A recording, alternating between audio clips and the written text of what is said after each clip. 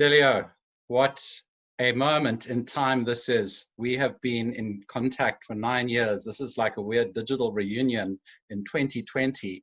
There's just so much riding on this thing. And after an amazing film with you in it, I'm just so glad to be able to talk to you directly about your performance. And welcome. Welcome back.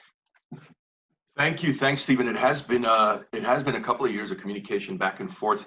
And I actually want to thank you because the one thing I've found with, I'm tentative to use the word critic, film reviewer, whatever, but you really understand and study the medium of cinema, and you always have such great references in your, it's really journalistic reporting. They're not even reviews. So I appreciate you. I appreciate the love and the passion and the effort and homework that you put into what you do. So I'm glad we're finally talking.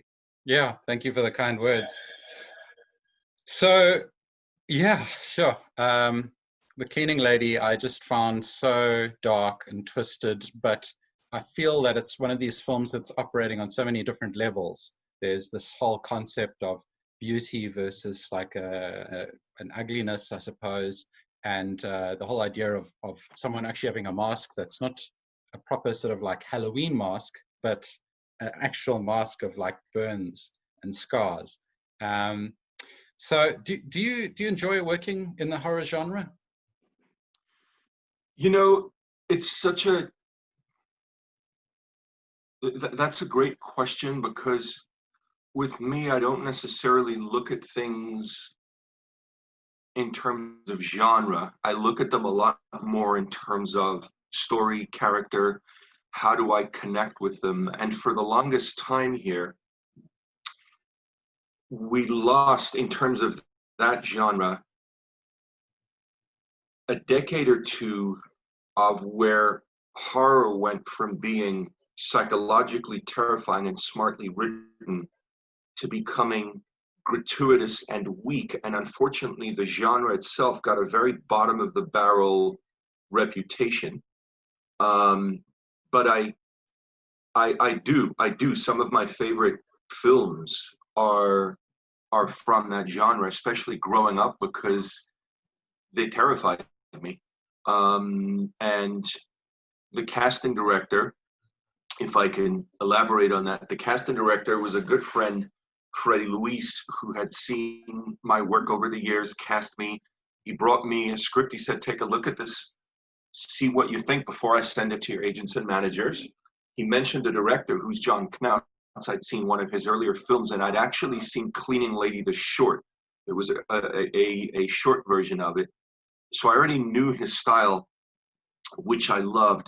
It's very slow, it's very methodical, it's a slow burn style, and it reminded me of some of the films which we can reference in a little bit that I grew up with.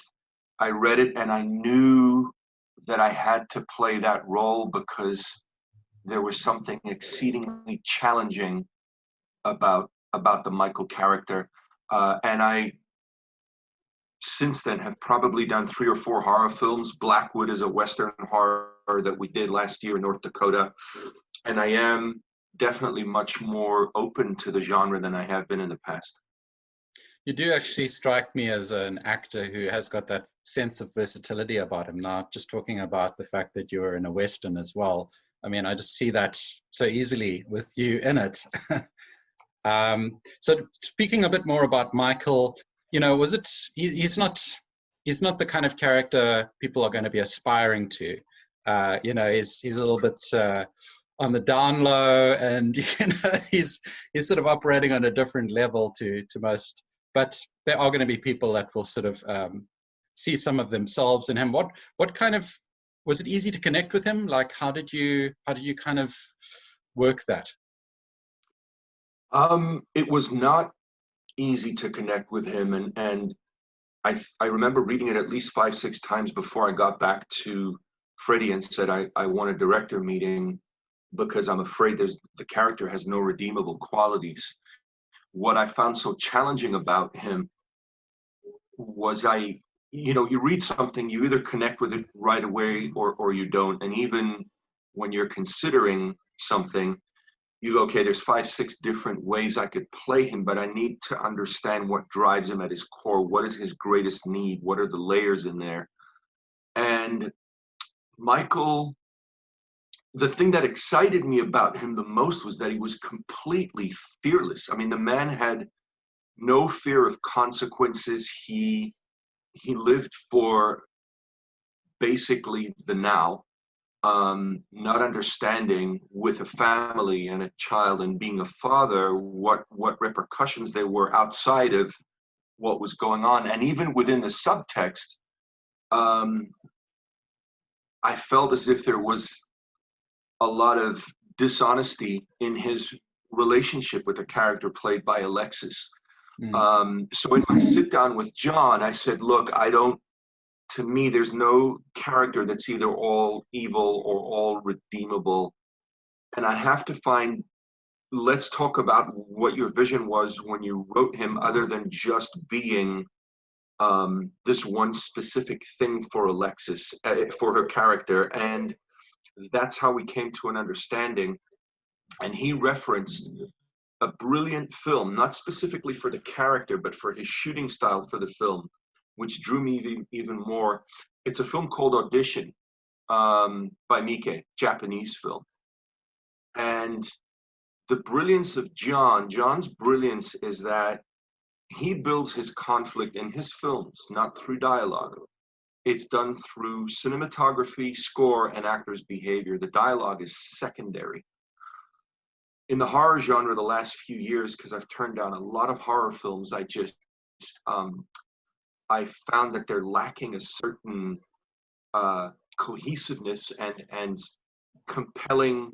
They're so genre driven, they're lacking in terms of character development. So the biggest challenge with Michael was rooting him in something where people weren't just going to be hating. And look, it's fine when certain things unravel, when he meets his fate. If people are cheering, that means I've done my job, and done it well, if they care enough to be invested, to have a feeling about it. But it's the journey we take them through in order to get there that has to work. Yeah.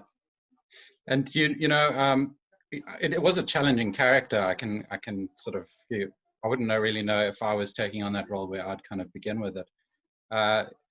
Speaking of challenging, though, what was the most challenging scene for you from kind of bringing him onto screen? There were 3 different scenes that each presented different challenges. So John and Alexis were a couple. They're girlfriend and boyfriend, and okay. They're no longer together. Anyway, in a lot of his films, I noticed there was a pattern of his leading lady, who's his girlfriend. She's always in relationships with men, and they get very physical. And I needed to get a better understanding of how those would be shot. Were they gratuitous? Was it heavily steeped in something other than a physical need? And kissing scenes, making out scenes, tonsil hockey scenes in general, they're difficult. They're awkward, they're uncomfortable. Even when you're committing to it fully, there's 30, 40, 50 people standing around, and it's not something that feels natural, even though I've done many of those over the course of the last 30 years. But physically, Michael's death scene was very tough, because once they wrapped me in that bubble, I was in it for 6, 7, 8 hours. We shot in this magnificent home in Beverly Hills, the indoor scenes. The film was shot all over Los Angeles, I should have said that, over about 20-something days. But once they wrapped me, so they had me in the bubble wrap, which helped with the claustrophobia and not being able to do anything. It did the work for me. But after about an hour being tightly wrapped in that stuff, your body starts to do weird things. It wants to get out. It's just not a natural position to be in. That acid, so there's the psychological challenge meeting the physical challenge. Psychologically, I wanted to give her character permission to do what she needed to do, hopefully saving her own life. Or I could tell the cleaning lady was going to take both of us out if she didn't do that. And at that point, I'm completely emasculated. I mean, she burns off a lot of me and don't really want to be around or seen that way. I'm caught at that point. There's a lot of thoughts going through my head, my wife, my child, and I've got to come to terms with what's happening. But physically, there's also being restricted in that bubble wrap, and at the same time, the reality of the situation. So, one of the most difficult scenes I've ever shot, easily, very challenging. And I'm hoping the most gruesome death scene you've ever done as well. No, I've been in a crucifixion scene. I've died pretty magnificently over the years in terms of what's happened to me physically. I'm not talking about performance, just the physical stakes of what had happened. Yeah, it's up there, but it's probably not the worst. Okay.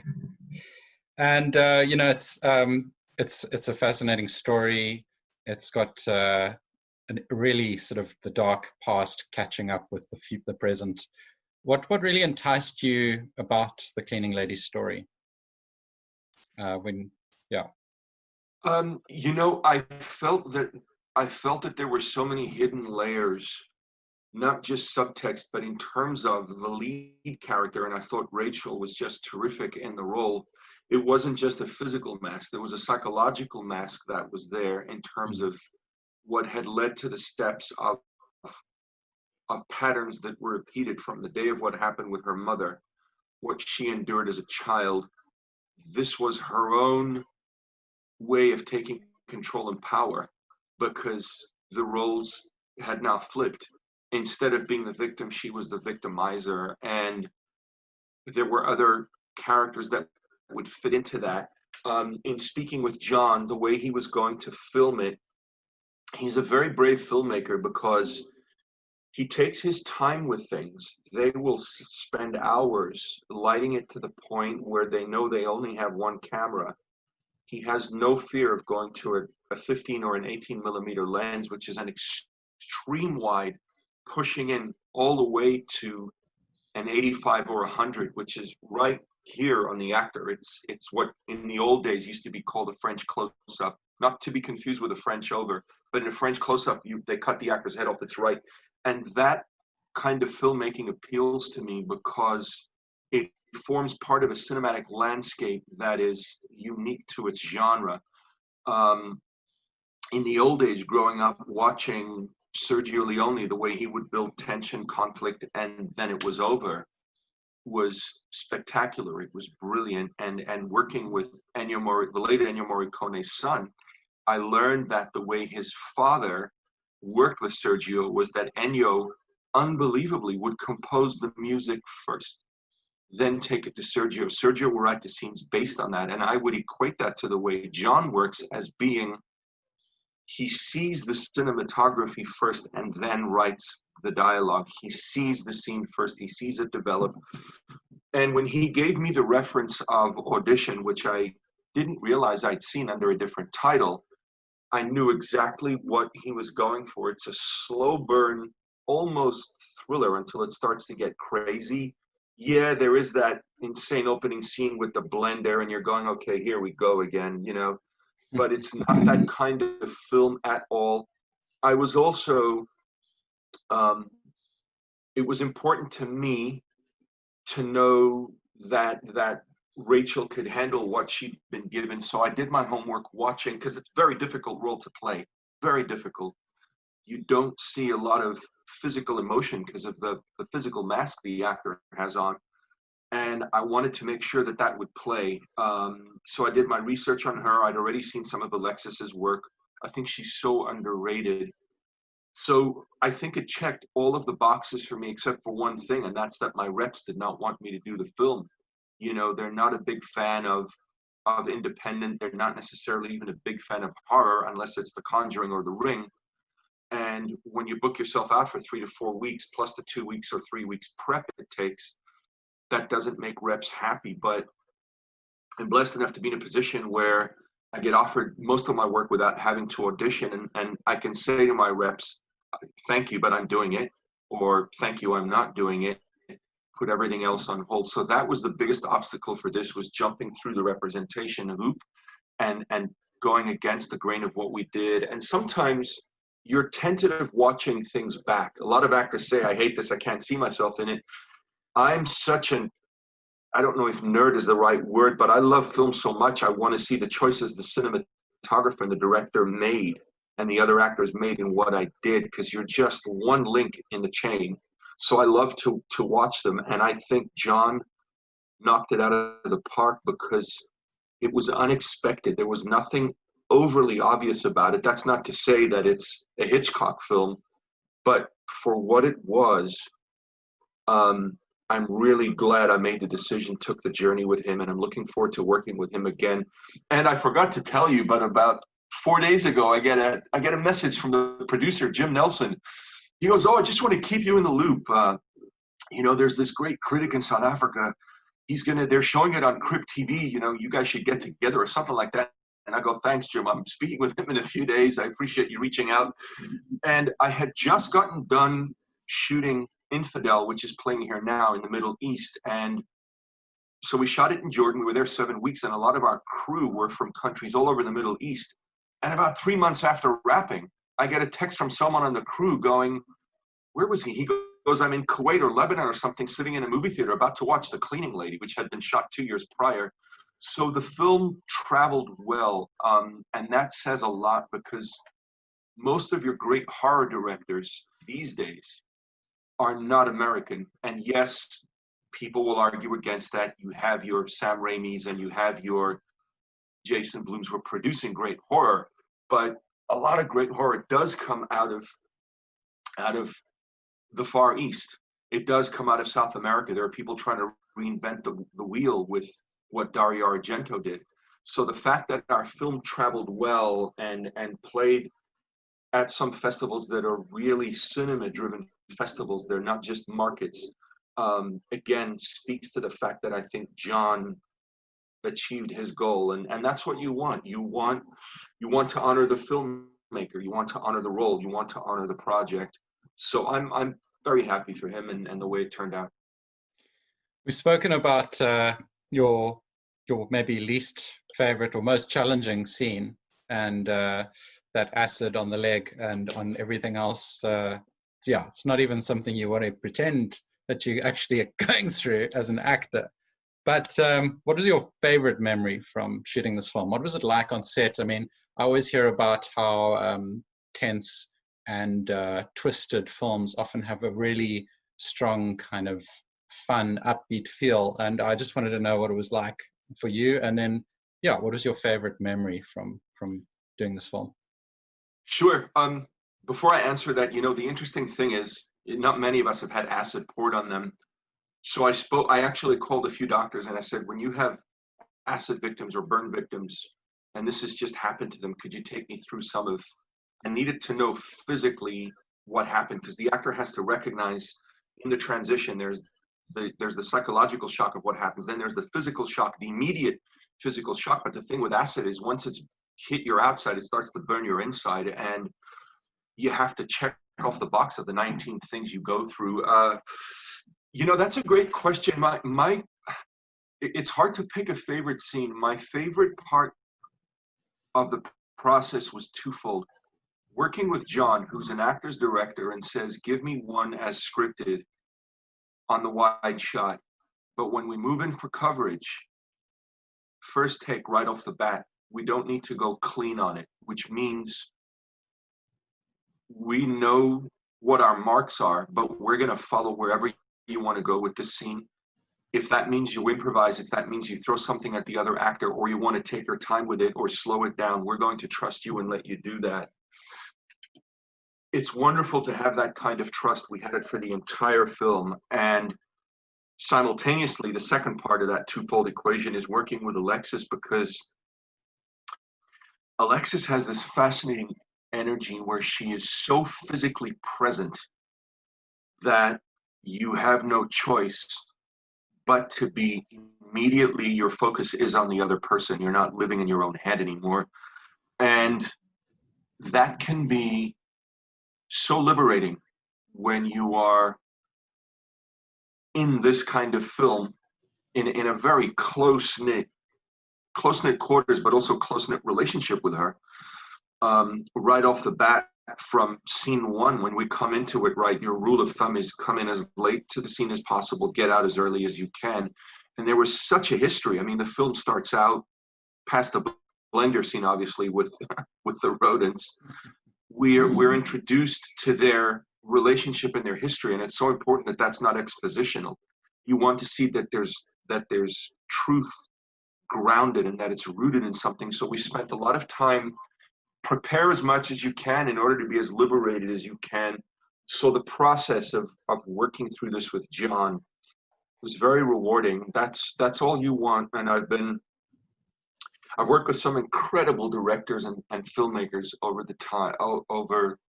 the course of doing this for so long. Working with John was an experience I'll never forget because of the trust that he gives his performers. He trusts who he casts, and from that moment on, he will actually come up to you and go, so what do you think? Should we go for another one? How did that do? What are your questions? What's your feedback? Is there something more? Do you want to, instead of other directors who can either be very insecure, so they become control freaks, or they are so committed to what they've written, if they're writer directors, that there's no room for improvisation or trying anything that isn't as scripted. I think that's kind of where the magic happens. There's that sort of letting it roll out a bit, like and just having that trust in your performers, and just being able to make it a really collaborative project.